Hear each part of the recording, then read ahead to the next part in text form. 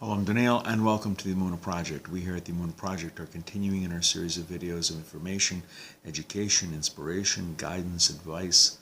And those who have been following my videos know that I am drawn to certain verses of the Torah that seem a little unusual or in some way problematic. And today I'd like to mention something in the book of Genesis, chapter 9, verses 20 and 21 about Noah.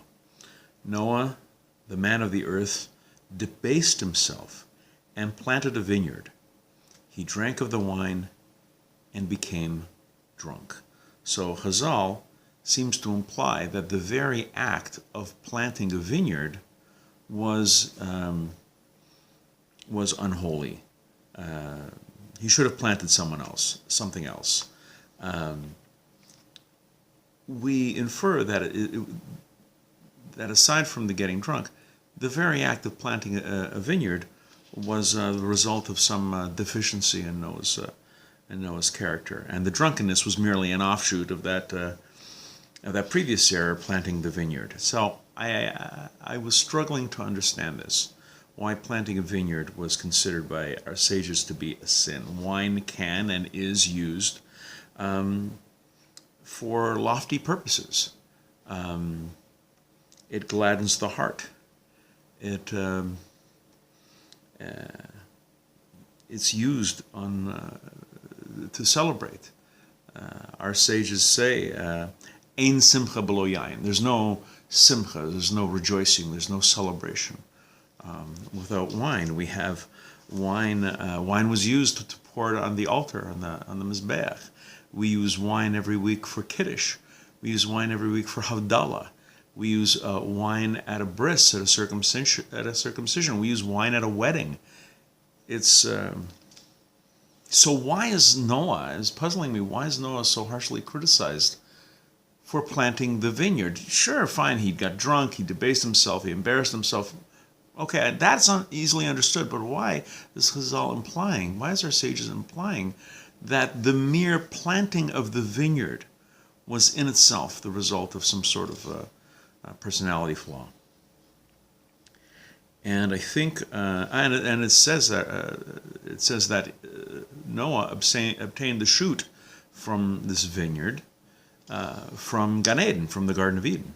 Similarly, Abraham, who planted a vineyard, got that shoot from the Garden of Eden. So again, he's emulating God, who planted in the Garden of Eden. Abraham planted. So what's with Noah? And I think the reason is that after the flood, and when Noah and his family disembarked and went after so long on dry land, the first thing he did was plant the vineyard. And I think the secret is there is power in how you begin things. Sure, he had to take with him stuff to start the new world. He had to provide for bread and everything for his family, for food, to starting the world, very much like Adam. Adam was the first person. Abraham was basically the first Jew.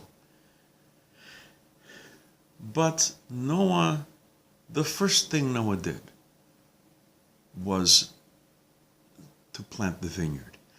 And I think this is where Chazal is focusing. When you begin with something, it should be unambiguous. Wine, for all of its great qualities, and we use it for holy things, for Kiddush, for weddings, for all these great things, has its dark side. It causes inebriation. It causes us to speak perhaps a little too freely. In vino veritas, there's truth in wine. You'll say things under the influence that you wouldn't dream of saying with a clear head and when you're sober. It loosens the inhibitions. You can become debased. You can do things that are quite horrible under the influence of alcohol. It can be a curse. I think what Chazal is saying is when you're beginning, when it's the first thing you're doing, you should perhaps have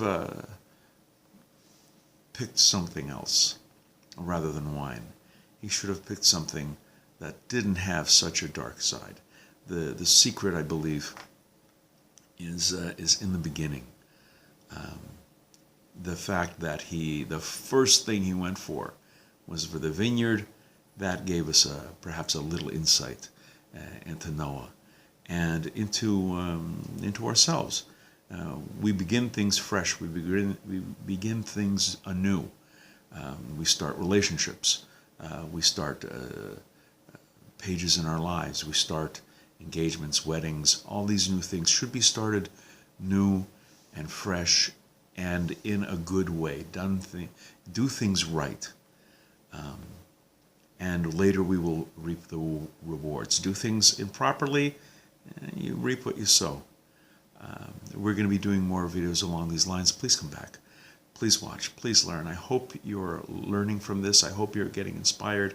I hope this is causing you to think and learn more. And until next time, on behalf of the Emunah Project, I'm Daniel, and thank you too much.